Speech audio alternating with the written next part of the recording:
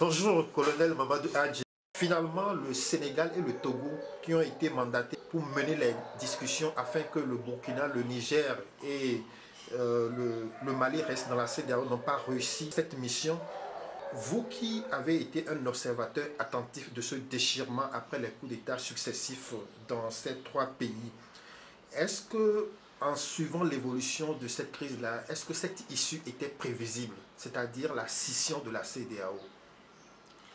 La CEDEAO a été créée pour l'intégration de l'Afrique. Et elle a fait, pour moi, la CEDEAO a fait ce travail de manière extraordinaire. Je crois que c'est une des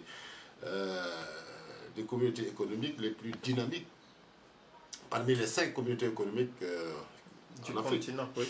En 90, bien sûr, avec les Comores, le problème du Libéria, elle a eu du succès. Mais ce succès a entraîné la CEDEAO dans la sécurité collective. Donc finalement, elle a pris en compte la sécurité de l'espace.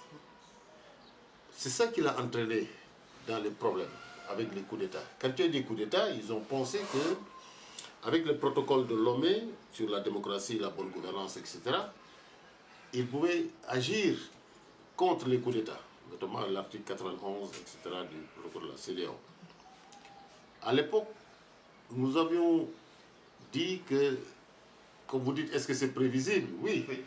J'avais écrit un article à l'époque, Athéna sur les traces de Arès.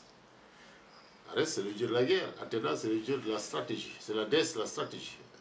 Alors cet article, là-dedans, j'ai dénoncé, je disais, on ne peut pas monter une organisation régionale, ne peut pas monter une opération militaire contre un de ses membres. Parce que déjà, ça contredit le concept de sécurité collective. La sécurité collective, c'est les pays qui se mettent ensemble en vue de défendre leur espace, mais aussi de ne pas utiliser la force entre elles, plutôt la diplomatie et les relations. Et en ce moment, je suis passé à la télévision, je me rappelle, le lendemain du coup d'État du Niger, pour dire qu'il n'était pas question de monter une opération militaire contre le Niger. Et que la CEDEAO ne survivra pas à cela. Donc c'était prévisible. Bien sûr, nous, notre voix était... Vous l'aviez annoncé. Mais j'ai dit, la CEDEAO ne survivra pas à une opération militaire contre le Niger. Pour certaines raisons. Ensuite, je me suis même... je suis même rentré dans un domaine qui n'est pas le mien. J'ai dit, il n'y a pas de cadre juridique pour cela. Alors, on m'a dit, quand je suis sorti de l'interview, il y a quelqu'un qui m'a dit, non, il y a le protocole de Lomé sur la bonne gouvernance, le truc, etc. Mais je lui ai répondu, je lui ai dit, mais oui, je suis d'accord pour le protocole de la CEDEAO. Mais c'est une organisation régionale. Mais si on repart dans la hiérarchie des normes, le chapitre 7 des Nations Unies, n'est-ce pas, article 45, 41 jusqu'à etc., dit que seul le Conseil de sécurité peut autoriser l'emploi de la force contre un État. Mais si le Niger fait partie de la CEDEAO, il fait partie des Nations Unies. Donc, hiérarchie des normes, la CEDEAO à elle seule, à son niveau, ne peut pas lancer une opération militaire pour un coup d'État, même si c'est écrit dans le protocole. Deuxièmement, on n'a jamais vu, dans l'histoire, peut-être que quelqu'un va me contredire, et je l'ai dit à la télé, je n'ai pas vu encore, une organisation régionale monter une opération militaire contre un de ses membres. Parce que la base de la sécurité collective, c'est ça, c'est de ne pas utiliser la force entre nous. Alors quand on m'a demandé qu'est-ce qu'il faut, j'ai dit la diplomatie. Et on m'a demandé 3 fois, j'ai dit 3 fois la diplomatie. Parce que la diplomatie aussi se fait sur la base de la subsidiarité. Ce n'est pas seulement l'échelon de la CEDEAO, il y a d'autres échelons qui auraient pu être utilisés pour discuter.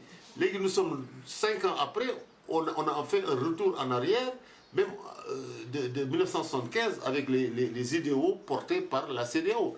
Pourquoi? Parce que des autorités de la CEDEAO ont voulu utiliser la force contre le Niger. Mais ça a amené la radicalisation, bien sûr, des autres pays qui étaient dans le même cas que le Niger. C'est ça. Et le fait de gérer différemment les coups d'État aussi avait amené cette frustration. Ouais. Donc ces pays se sont radicalisés et ils ont créé l'Alliance des États du Sahel. Un ensemble parallèle à la CEDEAO. Voilà, mais ils avaient le même problème.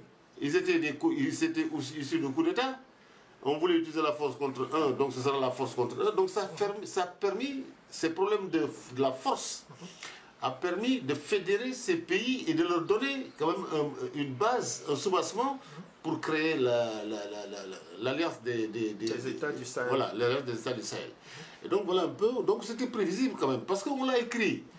Hein, moi j'écris trois articles sur ça, plus un passage à la télévision le lendemain du coup d'État et le lendemain de la déclaration de Aïssata Tall Sall. Oui. C'était avec elle que j'étais à la télé.